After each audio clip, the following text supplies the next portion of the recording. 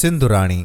दोस्तों हीअ उन समय जी ॻाल्हि आहे जॾहिं सिंध ते कल्होड़ा राज कंदा हुआ। लाड़ जे पासे हिक उढे जे सरदार खे न्याणी ॼाई जेका सूंहं ऐं सोभिया में पंहिंजो मट पाण हुई। संदसि नालो हो सोनल। अॼु नंढी सुभाणे वॾी। संदसि मङणो थियो सिंध जे हाकिम मियां सरफराज़ कल्होड़े सां ऐं हूअ पोइ सिंधुराणी सॾिजण लॻी ऐं जेॾियुनि सर्तियुनि में करू खणी मुरकण लॻी, पर क़िस्मत हुन सां रांदि करणु शुरू कई। छा थियो जो मियां सरफराज़ खे अब्दुल नबी कल्होड़े क़त्ल करे तख़्त ते कब्ज़ो कयो। हाणे हू सिंध जे अच्छे कार्य जो मालिक थी वियो। हुनखे सोनल जे हुस्न जी ख़बर हुई। उन करे संदसि वालिद खे चवराई मोकिलियईं त सोनल शाही मंगा आहे, बांह असांजे हवाले कर। ओढे जे सरदार खे संदसि बेढंगाईअ ते कावड़ लॻी ऐं चयईंसि त बादशाह सलामत, संगू घुरण जो इहो तरीक़ो त नाहे। हिन दुनिया में इज़त सां जीअण मर्दनि जो शान आहे। मां संगू अहिड़े तरीक़े सां कोन ॾींदुसि। मूंखे हयातीअ जी परवाह कोन्हे। बेइज़तीअ जे जीअण खां मौत बहितर आहे। मियां अब्दुल नबीअ खे कावड़ लॻी ऐं तलवार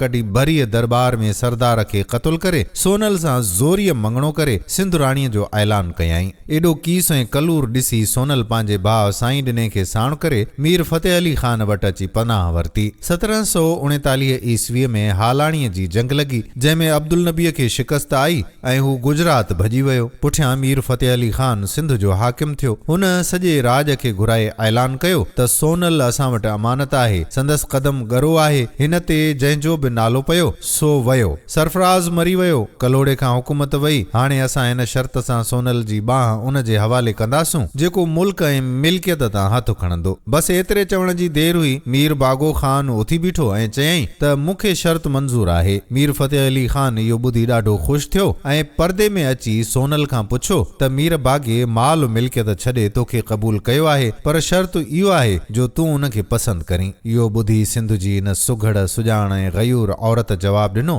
त बादशाह सलामत, जेकॾहिं बागे जो मूं ते नालो पइजी वियो आहे त मूंखे इनकार कोन्हे, पर आउं राजन तोड़े हाकमनि लाइ ॼण बदबख़्तीअ जी अलामत आहियां। पंहिंजनि में वेर ऐं कीने जो सबबु बणियमि। मीर सरफराज़ खे बेगुनाह शहीद करायमि। पंहिंजे मोबी पीउ जे मौत जो कारण बणियमि। मीर अब्दुल नबीअ जी साहिबीअ लाइ नहुसत बणियमि। अव्हां में बि नफ़ाक़ ऐं फेटारे जो सबबु बणिजां, पर अव्हां दूर अंदेशीअ करे फ़ैसिलो कयो। हाणे जेको मूंसां परणबो त उहो सदाईं ग़रीब रहंदो। अहिड़े जीअण खां मरण बहितर आहे। अव्हां ई मुंहिंजी हयातीअ खे ख़तम करे छॾियो। मुंहिंजो खून हिन जहान में या अॻीअ दुनिया में अव्हां खे मुआफ़ आहे। मीर फतेह अली खान माईअ जो जवाब ॿुधी त परस में पइजी वियो। संदसि पदराना जज़्बो जागी उथियो ऐं शफ़ीक़ाना लहजे में चयईं त मुंहिंजी प्यारी धीउ सिंधुराणी, भोलो नाहे जो तुंहिंजो हक़ी पीउ मरी वियो आहे। तूं न रो न रड़, कंहिं सुञे सखणे जी धीउ न आहीं, पर हाणे सिंध जे हाकिम मीर फतेह अली खान जी न्याणी आहीं। तुंहिंजी बांह बागे खे ख़ाली हथे कान ॾिबी, पर ॾाज ॾाणे सां तूं पालकियुनि में चढ़ी सहरनि ऐं गीचनि जे गूंज में सावरे घर वेंदीअ।